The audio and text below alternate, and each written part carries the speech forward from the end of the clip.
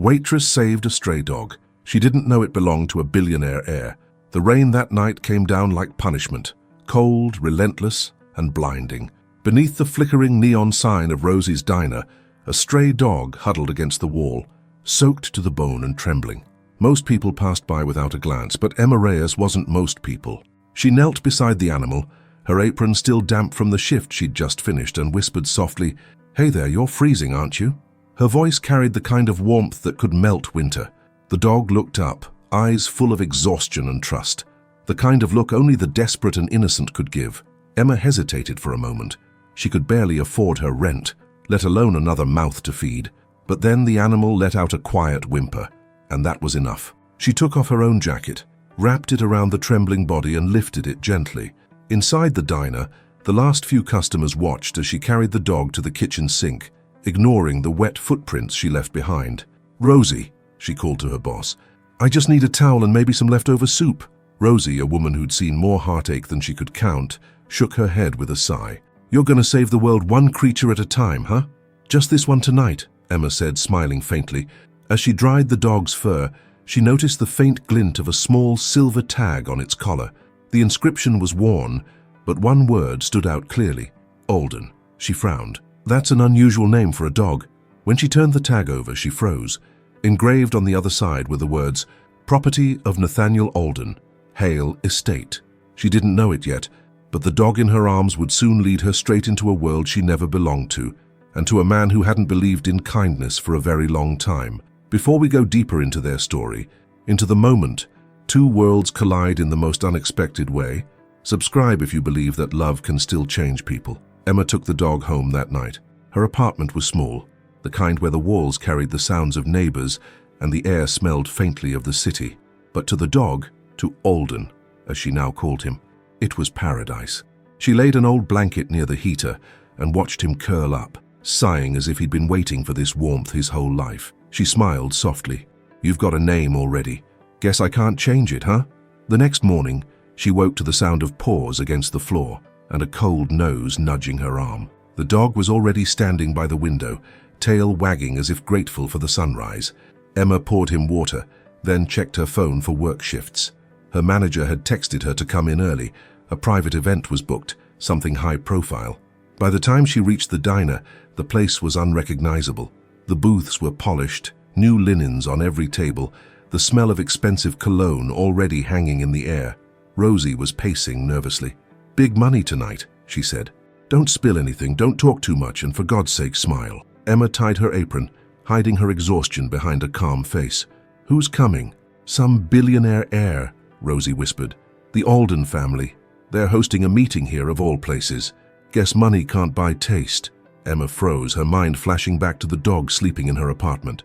"Did you say Alden?" "Yeah, Nathaniel Alden. You know, the corporate guy with the private jets and the perfect suits. The papers say he doesn't even talk to his staff directly. Everything's done through assistants." Emma's pulse quickened. It couldn't be the same Alden. There had to be hundreds with that name, but deep down, something told her it wasn't coincidence. That evening, Nathaniel Alden arrived, and the diner fell silent. He stepped in wearing a charcoal grey coat, rain glistening on his shoulders, his posture straight, every movement precise. His presence filled the room without effort, and yet his eyes, a pale, cold blue, carried something broken beneath all that control. Emma watched from behind the counter as he greeted no one with warmth, only efficiency. Even his handshake seemed mechanical. The world saw a man of power, but to Emma he looked like a man who'd forgotten how to feel. Nathaniel sat near the window, his phone in one hand, his attention never fully there. When Emma approached his table, she noticed the faintest scar above his wrist. Small, faded, human. "Good evening," she said softly, placing a glass of water before him. He didn't look up. "Thank you." His voice was deep, calm, distant. "Would you like to start with something to drink? Coffee? Black?" She nodded, forcing a smile. But when she returned with the cup, his phone rang. His tone sharpened instantly. "You're telling me the dog is still missing?" Emma froze mid-step. "Find him," Nathaniel snapped. "He's worth more than you'll ever make in a year." The line went dead. He exhaled, rubbed his temple, and finally looked up, right into her eyes. For a heartbeat, she forgot to breathe. Those eyes, cold as they were, flickered with something uncertain when they met hers, like recognition. He cleared his throat. "Is there a problem?" She forced her voice steady. "No, sir. Just thought you might want to know. Some things that get lost have a way of finding where they're meant to be." He frowned slightly, but didn't respond. When she walked away, he caught himself watching her longer than he intended. The way she moved with quiet assurance. The way she seemed to see through people without needing words. Later that night, as his driver waited outside, Nathaniel stood by the window again, staring at the rain-soaked street. He couldn't stop thinking about her strange comment, or why it unsettled him. Meanwhile, in a small apartment across the city, Alden, his dog, was asleep, safe for the first time in days. And when Emma looked down at him, she whispered, "Tomorrow, I'll find your home. Whoever lost you must be missing you." But neither of them could imagine that returning the dog would not just reopen the door to a mansion, it would unlock a part of Nathaniel's heart that had been locked away for years. And the person holding the key was the girl who worked nights at a diner. The next morning broke clear and golden, the kind of light that makes even the city seem tender. Emma walked the few blocks to Rosie's diner with Alden trotting beside her, his tail wagging proudly as if he knew where they were headed.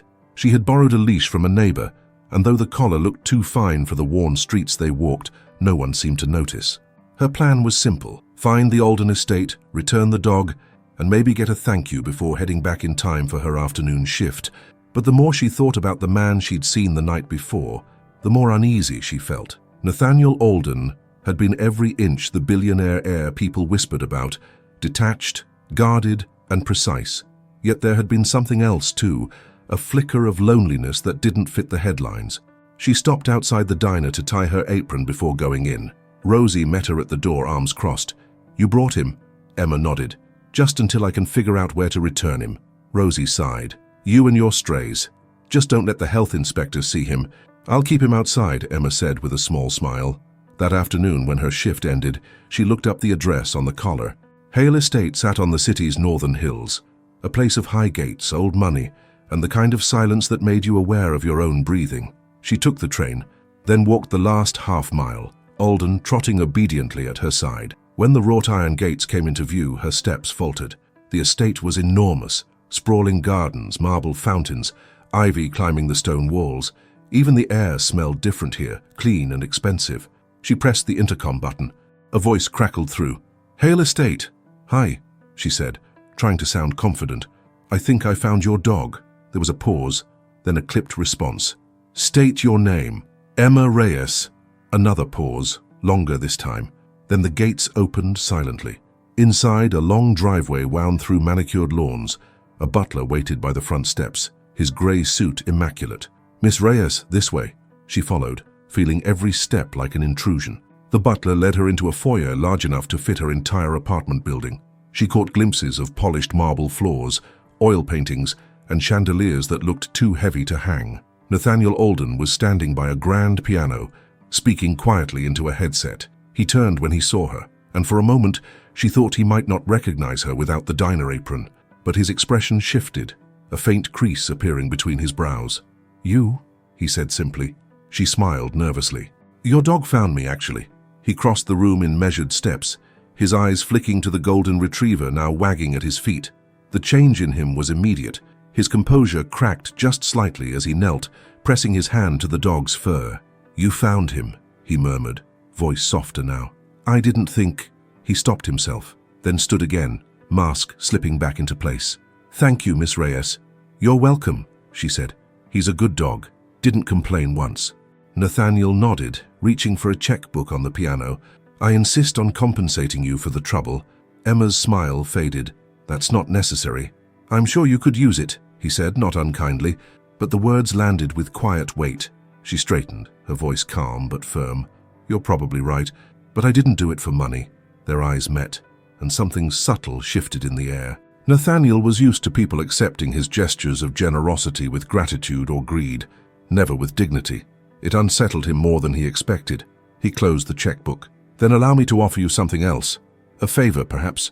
She shook her head. "I just wanted to return him, that's all." He looked at her for a long moment before saying, "Most people wouldn't have bothered." "I'm not most people," she said, smiling faintly. That smile lingered in his mind long after she left. Later that evening, Nathaniel sat in his study, staring at the fire. Alden slept beside him, head on his paws.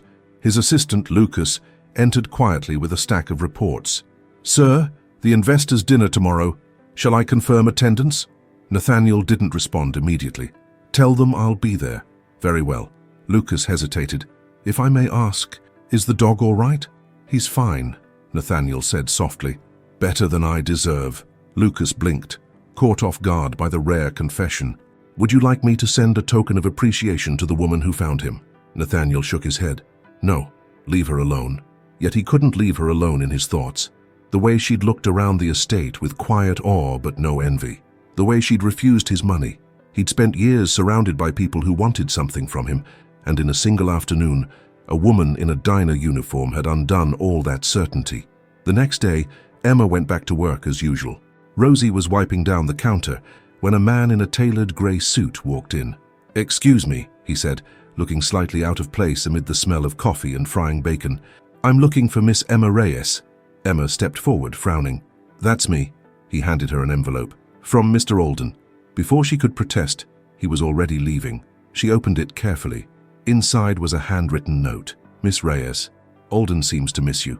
If you ever find yourself near the estate again, you're welcome to visit him. N. Alden." There was no signature flourish, no pretense, just the quiet honesty of someone who rarely reached out. Rosie peeked over her shoulder. "What's that?"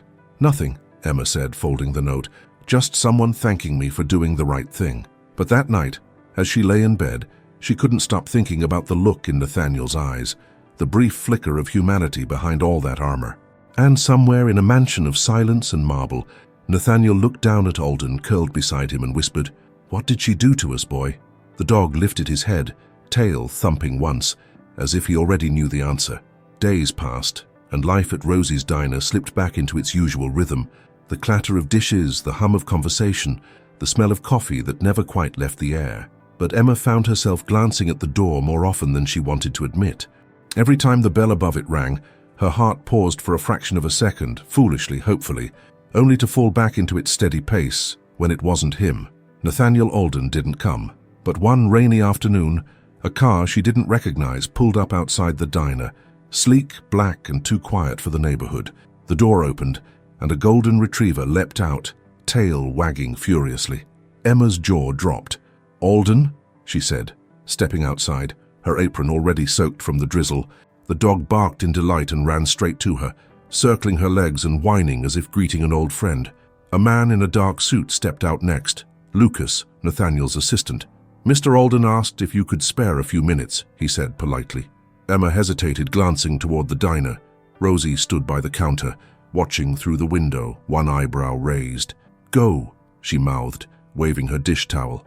Emma followed Lucas to the car, Alden trotting beside her. Inside, the world shifted. The seats were soft leather, the air faintly scented with cedar and rain. Nathaniel sat in the back seat, his suit immaculate as ever, his expression unreadable, but his eyes softened the moment he saw her. "He missed you," he said quietly. Emma smiled, her voice gentle. "I can see that. You didn't have to drive all the way here." "I didn't," he replied. "He insisted." She laughed, but her gaze lingered on him. "He's lucky to have you." Nathaniel looked out the window, watching the rain trace slow lines down the glass. "Luck had nothing to do with it. He was a gift from my brother." Her smile faded slightly. "Your brother?" "He passed away 5 years ago," he said. "Alden was his dog. I took him in because it felt like the only part of him I could keep." The admission hung between them, fragile, unguarded. Emma didn't speak right away. She simply reached down, scratching the dog's head. "Then I'm glad I found him. Maybe he needed a little reminder of what kindness looks like." Nathaniel's gaze shifted to her. "And what does kindness look like, Miss Reyes?" She met his eyes without flinching. "Like doing the right thing when no one's watching." He nodded slowly, as if memorizing the line. "You make it sound simple." "It usually is," she said. "People just like to complicate it." Something about her tone, calm, almost disarming, made him smile, the faintest curve of his lips. "Would you let me repay you properly? Dinner, maybe?" Her brows rose. "Dinner? With you?" He tilted his head slightly, the corner of his mouth twitching. "Is that so surprising?" "Yes," she said honestly. "You don't seem like the type who eats in diners." He chuckled softly. "You're right. but maybe it's time I learned how. Emma studied him for a moment. The man behind the name, the heir behind the walls. All right, she said finally, but only if you promise not to wear a suit. He raised an eyebrow. I'll try. That evening, Nathaniel arrived at Rosie's diner without his entourage, his tie gone, his sleeves rolled to his forearms. He looked almost human, Emma thought, like someone trying to remember who they used to be. Rosie gave him a look that could curdle milk. You break her heart. I'll charge you triple for coffee, she muttered as he passed. Nathaniel smiled faintly. Noted. They sat in the corner booth, the neon lights reflecting on the window behind them. Emma poured him coffee, and for the first time in years he didn't check his phone. You really don't come to places like this, do you? She asked. He shook his head. I used to, before everything became scheduled. Scheduled? My life, he said simply. Every minute accounted for, every word monitored. It's efficient, but it's not living. Emma nodded. You can't measure life in appointments. He watched her as she spoke, the way she moved with quiet confidence, the way her eyes softened when she smiled. It was unnerving, how easily she saw through him. You talk like someone who's seen the worst of people, he said. I've seen enough, she replied, but I've also seen the best. Usually they exist in the same person. That line struck him deeper than he expected.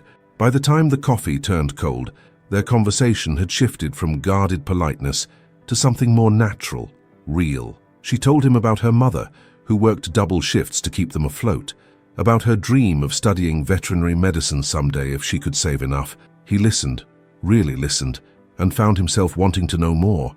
When she laughed, something inside him stirred, something he'd buried long ago under years of control and isolation. As the diner emptied, the world outside grew quiet. Emma wiped down the table and Nathaniel stood to help. She blinked, surprised. You don't have to do that. I know, he said, taking a napkin anyway, but you've done enough alone. For a moment their hands brushed as they reached for the same cup. Neither moved. Their eyes met, hers steady and bright, his uncertain but drawn in. Time slowed, and the silence filled with everything unspoken. Then Alden barked from under the booth, breaking the spell. They both laughed, the tension easing like rain clearing from glass. Nathaniel glanced at the dog and said softly, He has impeccable timing. Smart dog, Emma said, smiling. When he finally left, the night felt heavier, not unpleasantly, but with the weight of something beginning. As he stepped into his car, Nathaniel looked back once through the diner window. Emma stood inside, stacking cups, her figure framed by the neon glow. For the first time in years, he didn't feel like the heir to anything. He just felt human. But what neither of them knew was that the night's simplicity, 2 people, 1 dog, and a diner, would soon become the spark for something much more dangerous than affection. Because in Nathaniel's world, nothing pure ever stayed untouched for long. The following days passed like soft echoes of something neither of them dared to name. Nathaniel found himself returning to Rosie's diner under every excuse he could invent. A meeting nearby, a craving for coffee, a late-night walk with Alden. Each time, Emma would glance up from her tray, trying and failing to hide the smile that came so naturally whenever she saw him. It became their unspoken ritual. He'd sit in the same corner booth by the window, Alden stretched at his feet, and she'd bring his order before he even asked. No assistants, no bodyguards, no polished conversations, just 2 people and a rhythm that felt disarmingly easy. But simplicity has a way of stirring suspicion, especially in a world built on appearances. One late afternoon, the diner door opened to a figure who didn't belong, a woman in a tailored beige coat, her heels clicking against the floor like punctuation marks. Her presence silenced the room. Every customer turned to look, including Nathaniel. Amelia, he said, standing halfway before catching himself. Emma froze mid-step, coffee pot in hand. The woman's eyes flicked to her before turning back to him. So, it's true, she said, her tone calm but edged. You've been hiding out in a diner. Nathaniel's jaw tightened. You shouldn't be here. I wouldn't be if the board hadn't asked where you've disappeared to for the last week, she replied. Do you realize how this looks? Her gaze moved again toward Emma, not unkind but dissecting, the kind of look that measured worth in quiet judgment. And who might you be? Emma hesitated, setting down the pot. Just someone who serves coffee. Nathaniel's voice was low. She's the one who found Alden. Amelia's smile was polite, too practiced to be real. Of course she is. Then, turning to him, she said, Nathaniel, "May I speak with you outside?" He followed her reluctantly. Through the window, Emma could see the outline of their conversation. His hands in his pockets, her gestures sharp and controlled. She didn't need to hear the words to feel their weight. After a few minutes, he came back in, the tension in his shoulders barely contained. "I have to go," he said quietly. Emma nodded, keeping her tone neutral. "Of course." But before he turned away, she added softly, "Be careful." Whoever that was, she looked like trouble. He paused, then smiled faintly. "She usually is." That night, the diner felt emptier than usual. Rosie caught Emma staring at the rain outside. "You're thinking about him," she said without looking up. Emma didn't deny it. "He's not like I expected." Rosie snorted. "No rich man ever is, until they are." Emma sighed. "He's kind, Rosie." "Kindness is easy when you can afford it," Rosie said, wiping the counter. "Just make sure you're not the one who pays the price." But Emma couldn't shake the memory of Nathaniel's eyes, the quiet sincerity there, the way his voice softened when he spoke to her. It wasn't money she saw in him. It was loneliness. The next morning, she arrived early to find something unexpected waiting by the door, a bouquet of lilies wrapped in plain paper, no card, but tucked inside was a small silver tag. "Alden misses you." She smiled despite herself. Later that afternoon, Nathaniel returned, alone this time. No suits, no board members, no expectations. Just him, standing awkwardly at the counter like someone unsure how to belong in their own life. "I owe you an apology," he said quietly. "For what?" "For bringing my world into yours." Emma shook her head. "You didn't. I chose to step into it." He looked at her, as if trying to understand how someone could mean something so simple and make it feel profound. "Amelia's my business partner," he explained, "and my father's lawyer. She thinks I'm losing focus." "Are you?" He smiled slightly. "Not the way she thinks." The bell above the door jingled again. Rosie returning from the kitchen, her eyes narrowing at the sight of him. "Back for more coffee, Mr. Alden?" He turned to her politely. "Actually, for the company." Rosie crossed her arms. "Then I'll charge double." He laughed, and even Emma couldn't help but join in. They spent the next hour talking quietly. Nathaniel told her about the empire his father had built, the suffocating legacy, the constant scrutiny, the loneliness of being admired but never known. Emma listened, her expression soft. "It sounds exhausting," she said finally. "It is," he admitted. "Until now I thought it was normal. And now I'm not so sure." For the first time in years, Nathaniel felt the ground beneath him shift, not with fear, but with clarity. The walls he'd spent a lifetime building didn't feel like protection anymore. They felt like a prison. As the evening quieted, Emma wiped down the tables while Nathaniel waited for his check. The radio played something soft and nostalgic. "You know," she said without turning, "if you ever get tired of the board meetings and the private jets, I could teach you how to make coffee." He smiled. "I'd probably burn the place down." She looked back at him, her eyes bright. "Then at least you'd leave a mark." Their laughter filled the empty diner, light and genuine, but outside a car idled across the street, headlights dimmed. Inside it, Amelia watched through the rain-streaked windshield, her phone pressed to her ear. "Yes," she said quietly. "It's worse than I thought. He's attached." The voice on the other end was cold, precise. "Then handle it." Amelia's reflection hardened in the glass. "I will." And as the diner lights flickered off for the night, Emma had no idea that her kindness, the very thing that had drawn Nathaniel to her, was about to become the weapon used against them both. The storm that night hit harder than the weather forecast predicted, wind howling through the city, thunder echoing across rooftops. Emma closed up Rosie's diner a little later than usual, wiping the last tables while lightning flashed through the windows. She didn't notice the dark sedan parked across the street again, or the silhouette watching her leave. When she stepped outside, the wind tore at her coat. She hugged it tighter around her and started down the familiar road home. The streets were nearly empty. Rain pooled in the gutters, streetlights flickered, and the only sound besides the storm was the distant hum of an engine that seemed to match her pace. By the time she reached her apartment, her heart was pounding. She looked back once. The car slowed at the corner, then drove away. She told herself it was nothing, just her imagination. Inside, she found comfort in the small things, the soft hum of the heater, Alden's sleeping form by her couch, the faint aroma of coffee that seemed to follow her everywhere. But beneath the quiet unease lingered. At the Hale estate, Nathaniel couldn't sleep either. The board meeting earlier that evening had been a disaster. Amelia had arrived with documents, photographs, reports, all centered around him and the waitress. She hadn't said Emma's name aloud, but she hadn't needed to. The meaning was clear. This relationship, whatever it was, threatened the family image. "You can't afford distractions," Amelia had said coolly. "Investors are already nervous. One photo of you with her, and they'll call it recklessness."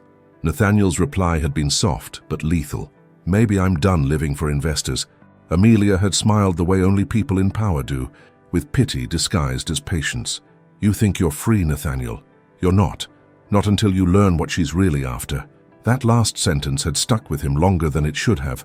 Now, alone in his study, he stared at the fire until the flames blurred. He didn't want to believe Amelia. He didn't want to think Emma capable of deceit. But the longer he sat in silence, the more the ghosts of his past whispered, "People only love you until they can't use you anymore." He closed his eyes. The words belonged to his father. The next morning, Emma found a note slipped under her door.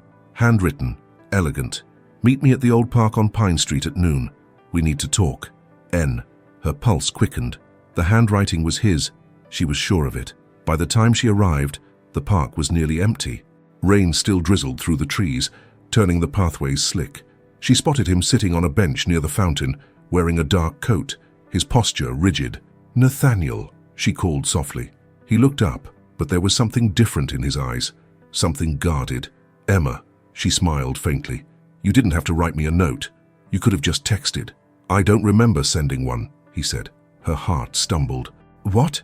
He frowned, reaching into his coat pocket and pulling out a folded envelope identical to hers, but the handwriting was slightly different. "This was on my desk this morning." Emma felt the chill before the realization even formed. "Someone wanted us both here." Nathaniel's gaze sharpened. "Amelia," a low voice interrupted them. "I prefer the term concerned partner." They turned to see her standing under the gazebo, umbrella perfectly angled, expression calm as ever. "You both should be careful," she said. "The world watches people like Nathaniel, and stories like this," she gestured between them, "never end well." Nathaniel's tone hardened.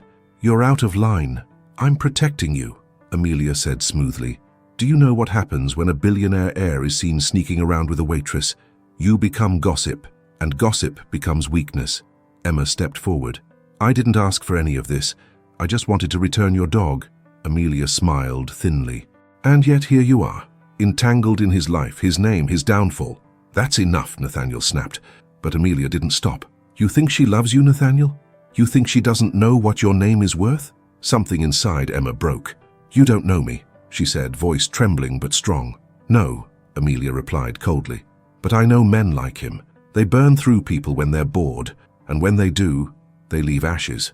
Nathaniel took a step closer, his voice low. "You'll regret this." Amelia tilted her head. "I already do." She turned and walked away, her heels cutting sharp rhythms against the wet stone. For a long moment, neither of them spoke. The rain fell harder now, filling the silence with its relentless hum. "She's trying to destroy you," Emma whispered. Nathaniel's jaw tightened. "She won't." But his eyes betrayed the turmoil beneath. Emma reached for his hand. "You don't have to fight her alone." He hesitated, just for a heartbeat, before letting her fingers touch his. The contact was simple, but it grounded him, cutting through the noise, the lies, the legacy. "I don't know how to do this," he admitted quietly. "Let someone in." "Then start small," she said softly. "Trust me enough to believe I'm not her." He looked at her then, really looked. The sincerity in her eyes, the steadiness of her voice. It wasn't pity. It wasn't admiration. It was something far rarer, understanding. "Emma," he began, voice breaking slightly. But before he could finish, his phone buzzed. He glanced down. A message. "From Amelia. Check your email." When he opened it, the blood drained from his face. It was a photograph, grainy but unmistakable, of Emma leaving his estate. The caption beneath it read, "Billionaire's Waitress, Secret Ties and Hidden Motives." His grip tightened on the phone. She leaked it. Emma's heart sank. "Nathaniel," he stepped back, expression shuddering, the warmth replaced by old defenses. "I need to fix this." "Nathaniel, please," she said, but he was already walking away, rain falling harder with each step. As his figure disappeared down the path, Emma stood motionless, the weight of everything pressing against her chest. In that moment, she didn't care about money or headlines, only the truth that love, once awakened, could turn cruel in the hands of fear. And across the city, under glass and light, Amelia smiled faintly as she watched the chaos unfold, because some hearts, she believed, had to be broken to be controlled. The story spread faster than either of them could react. By morning, every news outlet had picked it up. The billionaire and the waitress. Cameras appeared outside the diner, microphones thrust forward every time Emma tried to leave for work. Strangers shouted questions that made her flinch. Did you sleep with him for money? Are you after his fortune? Is it true you've been living in his house? Rosie tried to shield her, but the damage was done. Business dropped, regular customers stopped coming, and the warm little diner turned into a stage for whispers. Nathaniel hadn't called. Emma spent her nights sitting by the window, the TV off, the world still buzzing with her name. Alden lay beside her, occasionally lifting his head to rest it on her knee. She stroked his fur absently, whispering, "It's okay, boy, they'll forget me soon enough." But they didn't. At the Hale estate, Nathaniel was at war with his own world. The board was furious, investors pulling back, headlines shredding every piece of his family's reputation. Amelia stood in the center of the storm, calm as ever, presenting reports and damage control plans. "Distance yourself," she said flatly. "Publicly. Deny everything." Nathaniel stared at her across the long table. "You leaked it." "I saved you," she corrected. "You were becoming reckless. You let her distract you from who you are." He slammed a hand on the table. "You have no idea who I am." Her tone didn't waver. "I have every idea. I was there when your father built this empire, and I'm trying to keep you from burning it down over a woman who doesn't belong in your world." Nathaniel's voice turned quiet, dangerous. "That's exactly what he used to say about you." The room went still. For the first time, Amelia's composure cracked, just slightly. He stood, buttoning his jacket. "You can have the company if you want it so badly, but not my life." "Where will you go?" she asked. He looked at her coldly. "To fix what you broke." He left the building before she could reply. Outside, rain fell again, as if the city itself refused to dry. He got into his car and drove without a destination, the streets blurring past. For the first time in years, he wasn't chasing a deal or a headline. He was chasing a truth. Hours later, he stopped in front of Rosie's diner. Cameras still lined the sidewalk. He parked a few streets away and walked the rest of the distance through the back alley. When he stepped inside, the smell of coffee hit him like memory. Rosie looked up from the counter, her eyes hard. "You've got some nerve showing up here." "I need to see her," he said. "She doesn't need more chaos." He nodded slowly. "Neither do I, but I have to try." Rosie studied him for a moment, then sighed. "Upstairs. She's in the storeroom, trying to hide from the world." He climbed the narrow stairs, each step heavier than the last.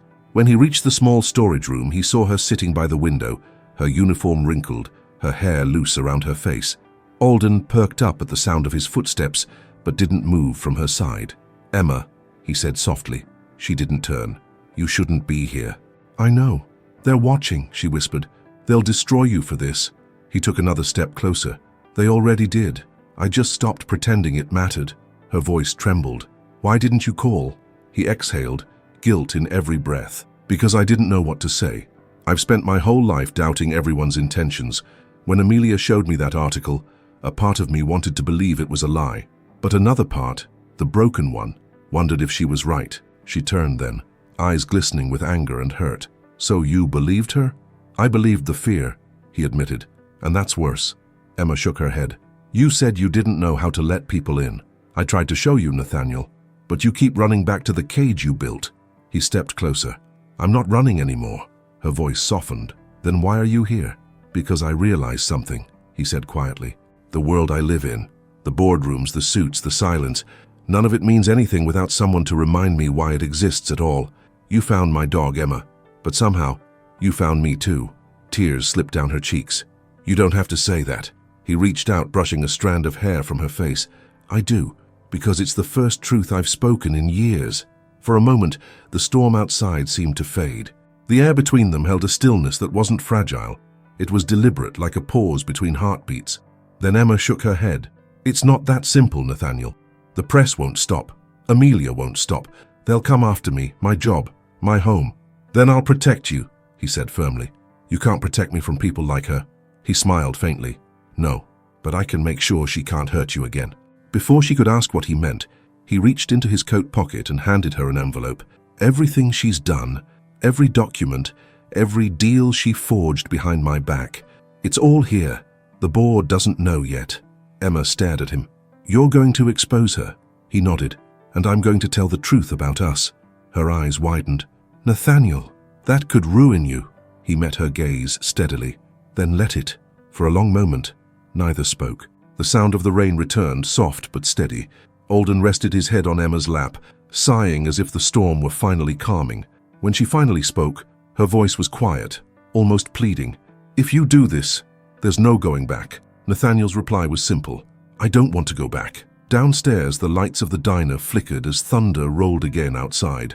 Rosie looked up at the ceiling, shaking her head. Whatever happens up there, she muttered, it's either the end of something or the beginning of everything. And upstairs, as Nathaniel stood with the woman who had undone him in the most human way possible, he realized Rosie was right. The war for truth had already begun. And this time he wasn't fighting for legacy. He was fighting for love. The next morning began with silence, the kind that sits on your chest before the day even starts. Nathaniel hadn't slept. He'd spent the night in his study, the fire burning low as he stared at the stack of papers Emma had given back to him. Evidence, truth, weapons. Whatever they were, they now carried both of their fates. By dawn, the city was waking, unaware that one of its most powerful heirs was preparing to dismantle his own empire. He called Lucas first. I need the boardroom cleared at 9, he said, his voice steady. Only senior partners and legal counsel. Lucas hesitated. Sir, if this is about Amelia... It is, Nathaniel interrupted, and I don't want her anywhere near that room until I'm done. When he hung up, Alden lifted his head from the rug, watching him. Nathaniel knelt, running a hand over the dog's fur. You brought her into my life, didn't you? He murmured. Now I just need to make sure she never pays the price for it. Across town, Emma stood by her window, watching the first pale light stretch over the buildings. She hadn't gone back to the diner. Reporters still hovered nearby, and Rosie had insisted she stay home for a few days. Let the fire burn out before you walk through it, she'd said. But Emma didn't know how to stay still. Her thoughts circled Nathaniel like a restless orbit. Every instinct told her to run from the storm that followed him, yet her heart betrayed her. It wanted to believe him. At exactly 9 o'clock, Nathaniel walked into the boardroom.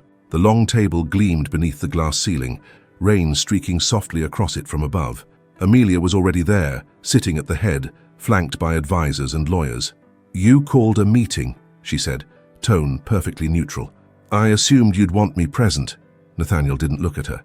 You assumed wrong. He placed a folder on the table. The board members exchanged uneasy glances. These, he said, his voice carrying the authority that built his father's empire, are copies of forged transactions authorized by Amelia without board consent. They tie directly to offshore accounts under her control. Amelia didn't blink. That's a serious accusation. It's not an accusation, he said. It's proof. He pressed a button on the remote in his hand, and the wall screen lit up with files, transfers, contracts, timestamps. Every secret she'd hidden laid bare. The silence was absolute. One of the directors finally spoke. Is this true, Ms. Monroe? Amelia leaned back in her chair, her face composed, though her hands betrayed her, one curled tightly around her pen. Do you really think this will save you, Nathaniel? Destroying me doesn't erase your scandal. This isn't about saving myself, he said. It's about telling the truth. She laughed softly. The truth. You don't get to use that word. Not after everything you've done for appearances. You hide behind wealth and call it morality. He met her gaze evenly. Maybe, but at least I'm not hiding behind deceit. She stood abruptly, the mask cracking for the first time. You're throwing away everything your father built. For her. He didn't deny it. He built a fortress, he said quietly. I'm building a bridge. The room went still again. Amelia looked at him for a long moment, the fury fading into something that almost resembled sadness. You're a fool, she whispered. And one day she'll break you the way the world always does. Nathaniel's tone softened. Maybe, but at least this time I'll know what it feels like to live before it happens. She didn't answer. She gathered her files, her steps sharp against the marble floor. Before leaving, she turned one last time. You just made an enemy you can't afford. When the doors closed behind her, the room exhaled. Nathaniel looked at the stunned faces of the board and said simply, effective immediately, I'm stepping down as CEO.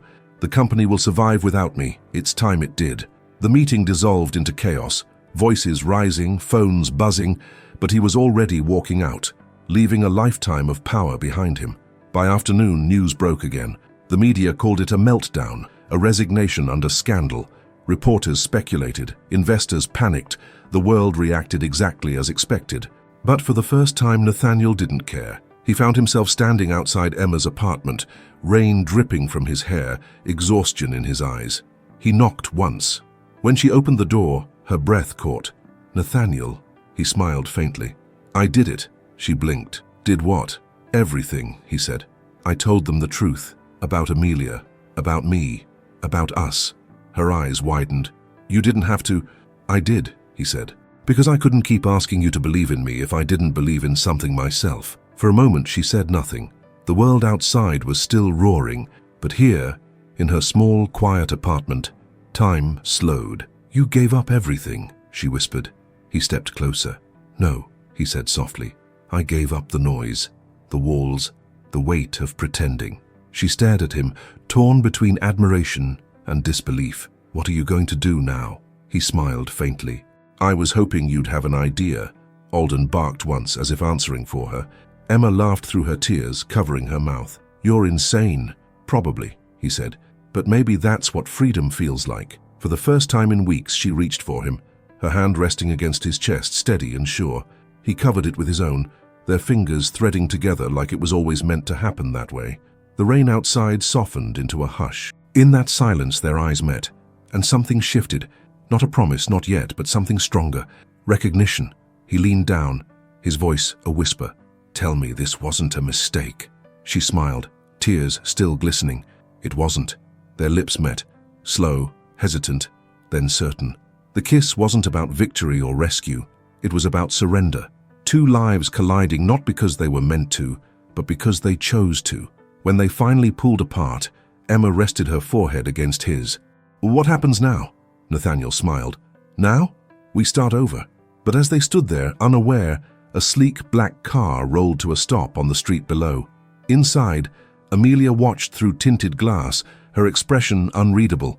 She picked up her phone and dialed a number. "He thinks it's over," she said quietly. "It isn't." And as the rain fell again, soft and relentless, the story that had begun with a stray dog was far from finished. Morning sunlight poured through Emma's window, warm and golden, like a world reborn after too much darkness. The city felt quieter that day, or maybe it was just her heart. For once, it wasn't racing between fear and uncertainty. Nathaniel sat at her small kitchen table, shirt sleeves rolled up, making clumsy attempts at breakfast. The sight almost made her laugh. "You know you don't have to do that," she said, leaning against the doorway. "I've spent years delegating everything," he said without looking up. "It's about time I learned how to burn toast on my own." She smiled. "That's progress." "It's chaos," he muttered, but there was warmth in his voice. Alden wagged his tail at their feet, waiting patiently for his share. For a fleeting moment, everything felt simple, absurdly simple. The kind of life both of them had once believed belonged only to other people. But the peace didn't last. When Nathaniel's phone buzzed, the look on his face changed. He hesitated before answering, as if he already knew what waited on the other end. "Lucas," he said quietly. Emma couldn't hear the words, only the tone, a mixture of shock and dread. When he hung up, she saw his knuckles white against the phone. "What happened?" she asked. He took a breath. "Amelia's gone." Emma frowned. "Gone? What do you mean?" "She disappeared after the board meeting, and now the company's lawyers claim she withdrew all remaining funds from her private accounts, tens of millions. Every trace of her just vanished." Emma's heart sank. "You think she'll come after you?" He nodded slowly. "She already is. Lucas says reporters are digging into her past deals, and she's framing it like I'm the one who exposed her out of revenge. She's turning this into a war." Emma stepped closer, resting a hand on his arm. "Then fight it with the truth again." He looked at her, the fatigue in his eyes softened by the steadiness in hers.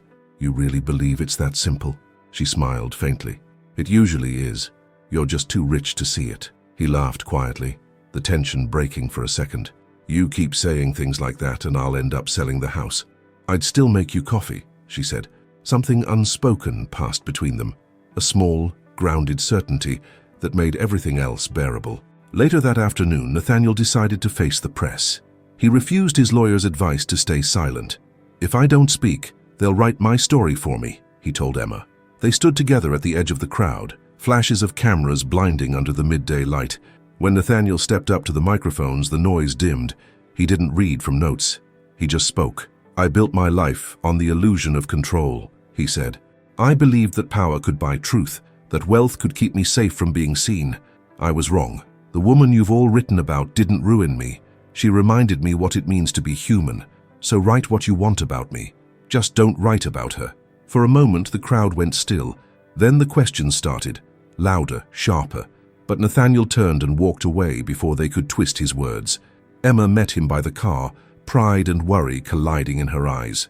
"You just threw yourself into the fire," she whispered. He smiled faintly. "I'd rather burn telling the truth than live hiding from it." That night, the media was divided, half condemning, half admiring. Some called his speech reckless, others called it redemption. But none of them understood that for Nathaniel it wasn't a performance, it was liberation. Back in the apartment, they sat on the couch in the dim light. Emma rested her head on his shoulder, Alden asleep at their feet. "Do you ever regret it?" she asked softly. "What? Letting everything go?" He thought for a long moment. "No," he said finally. "But sometimes I wish I'd met you before I built it all, so you could have stopped me sooner." She smiled into his shoulder. "You wouldn't have listened." He chuckled. "Probably not." Silence settled again, the kind that feels full, not empty.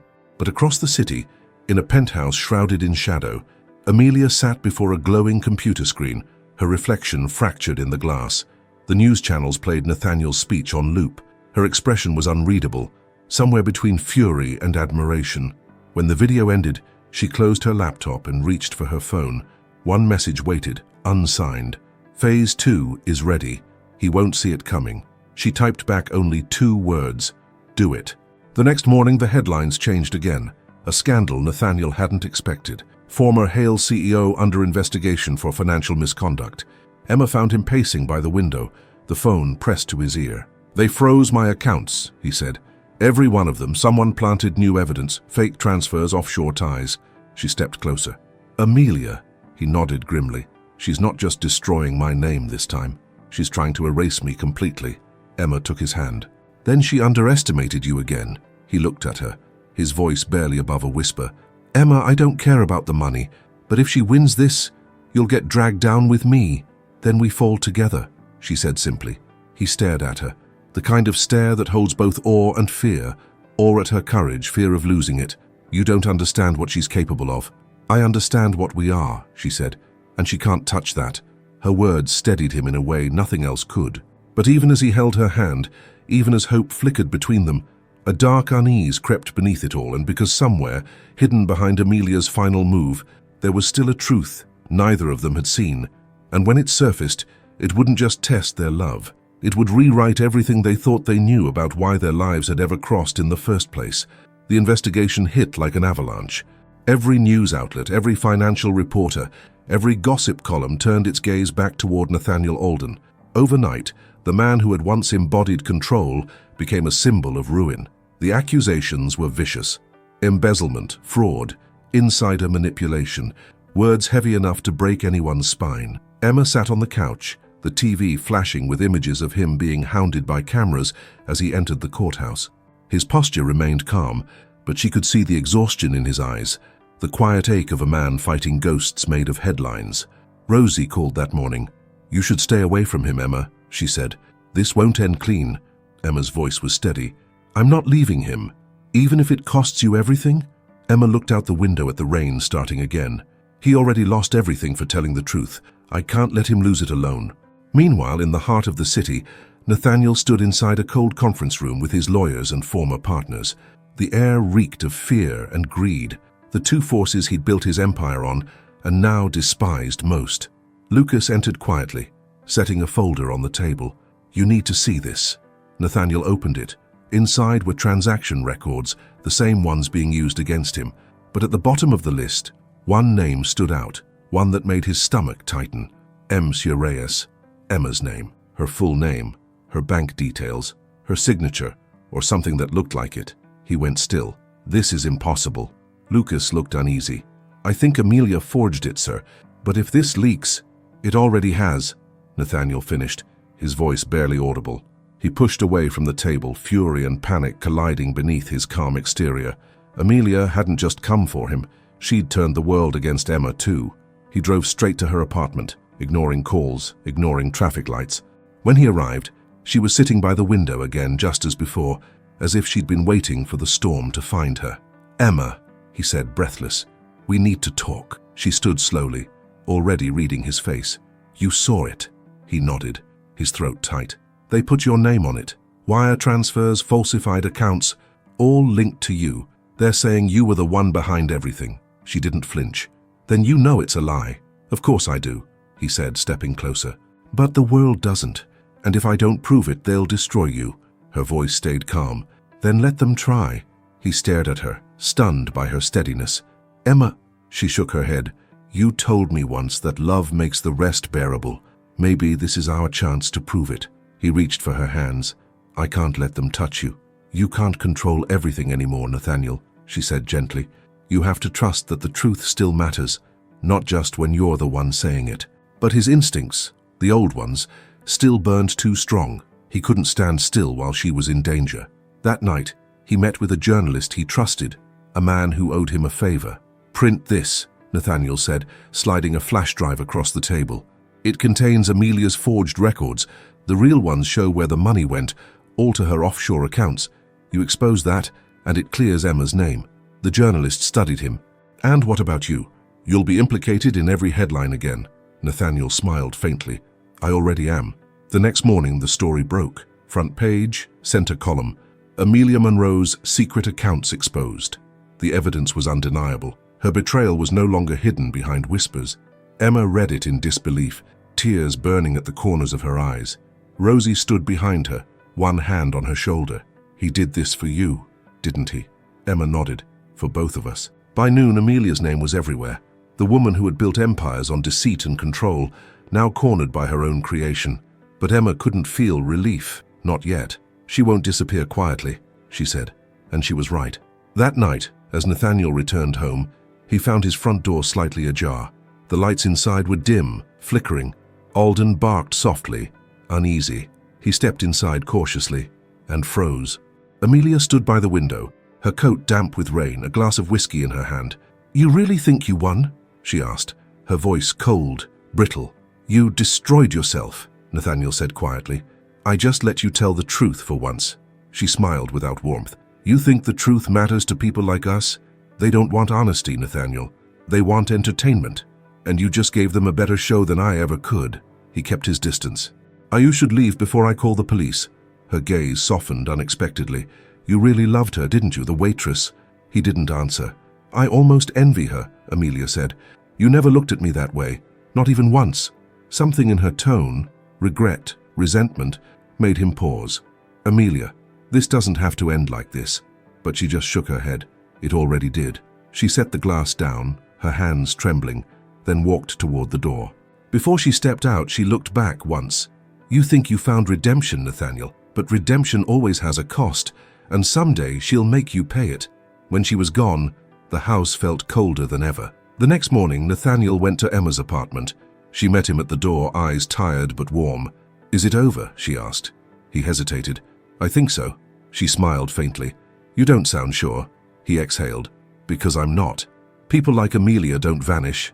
They wait." Emma reached for his hand. "Then let her wait. We're still here." And for the first time in a long time, he let that be enough. But as they stood there, sunlight filtering through thin curtains, neither of them noticed the small envelope slipped under the door. Inside, in Amelia's unmistakable handwriting, were 5 words that froze Emma's blood when she finally opened it. "You were never an accident." For a long moment, Emma couldn't move. The note trembled between her fingers, the handwriting sharp and deliberate, the ink pressed into the paper as if the words themselves carried weight. "You were never an accident." It didn't sound like a threat. It sounded like a confession. Nathaniel took the envelope from her hand, reading it twice, his expression darkening with every second. "What does this mean?" Emma shook her head. "I don't know, but it feels personal." They sat at the kitchen table in silence, the air thick with unease. Alden whimpered softly, sensing something shifting in the room. Finally, Nathaniel turned the envelope over and noticed a second page tucked inside. An old photograph. It showed a young woman in a nurse's uniform standing in front of a small-town clinic. Beside her was a man in a tailored suit, unmistakably a younger version of Nathaniel's father. Between them, a small child, a girl no older than 3. Emma's breath caught. The woman in the photo. She had Emma's eyes. Nathaniel froze. "That's my mother," Emma whispered. It hit like a tidal wave, too vast, too impossible to process. She stood, pacing, hands trembling. She worked in a clinic outside the city years ago. She never talked about the people she met there. She died when I was 10. I thought she was just ordinary. Nathaniel sat back slowly, the color draining from his face. My father funded that clinic. I remember him disappearing for weeks at a time back then. He said it was for charity work. He looked up at her, realization dawning, horrifying and delicate all at once. "Emma, what if—" She shook her head before he could finish. "No, don't say it." But the silence said everything. She turned away, tears blurring her vision. All this time, everything that happened between us. Nathaniel stood, crossing the room carefully, his voice raw. "Emma, we don't know yet. That letter, it could be manipulation. Amelia would do anything to destroy us. She knew too much," Emma whispered. "The photo, my name, everything. How could she have known unless it was true?" He reached for her, but she pulled back. "Do you understand what this means, Nathaniel? If it's real—" He stepped closer, his voice trembling. "Then I'll still love you." She turned sharply, pain flashing through her eyes. "Don't say that. Don't say it like it's that simple." He exhaled shakily. "It is that simple. Because what we are now, what we've built, it's not about where we came from. It's about who we've become." Emma pressed her palms to her face, fighting to breathe through the storm of emotions. She wanted to believe him. She wanted to believe in anything that could make sense of the chaos that had brought them together. But this truth, or possibility of one, was too heavy to hold. "Give me time," she whispered. "Please, I need to understand what this means." Nathaniel nodded, his eyes never leaving hers. "Take all the time you need. I'll be here." She left that night with Alden by her side, the streets wet with fresh rain. Nathaniel watched from the window until her figure disappeared into the mist. Days passed. The media storm faded as quickly as it had come. Amelia was gone, her accounts frozen, her name buried under scandal. The world had moved on, but Nathaniel hadn't. He couldn't. Then one evening, a soft knock echoed through his empty home. When he opened the door, Emma stood there, her hair damp from the drizzle, eyes clearer than he'd ever seen them. "I found her journals," she said quietly. "Your mother's?" Emma nodded. She wrote about the clinic, about a man named Jonathan Alden, about the daughter she never meant to keep hidden. Nathaniel swallowed. "And—" Emma's voice trembled. She said he didn't know, that she left before he could find out. She was pregnant when she left the city. He never knew I existed. The relief was overwhelming, almost too much to bear. Nathaniel stepped forward, pulling her into his arms. She didn't resist this time. "So it's not true," he whispered. She nodded against his chest. Not the way Amelia wanted it to be. They stood there in the quiet. No cameras, no lies, no boardrooms, just the sound of their hearts beating in fragile rhythm. "She wanted to break us," Emma said softly. "But all she did was make us face the truth." Nathaniel smiled faintly. "Then maybe she did us a favor." Emma pulled back just enough to meet his eyes. "You really think love can survive all of this?" He brushed his thumb along her jaw, his voice steady. "It already has." Outside, the storm finally cleared. The sky over the city glowed with a pale gold light, and for the first time in months the air felt still, not empty, but peaceful. In that quiet, Nathaniel reached into his pocket and handed her something small, a silver dog tag, engraved with Alden's name on one side and on the other, 2 words that had changed both their lives. Found, kept. She smiled through her tears, tracing the letters with her fingertips. "You're terrible at being subtle," he laughed softly. "I've spent a lifetime hiding. I think I'm done." They kissed again, not as a rescue, not as an escape, but as a choice. A decision to love, knowing what it cost and what it healed. And as the night closed around them, Alden curled at their feet. Emma whispered, "You know what's strange? If I hadn't stopped that dog that day, we never would have met." Nathaniel smiled. Maybe he wasn't lost at all. She rested her head on his shoulder, the city lights flickering beyond the glass. Maybe neither of us were. And for the first time in his life, Nathaniel Alden, the man who once had everything, finally understood what it meant to be found. Subscribe if you believe love still finds us when we least deserve it.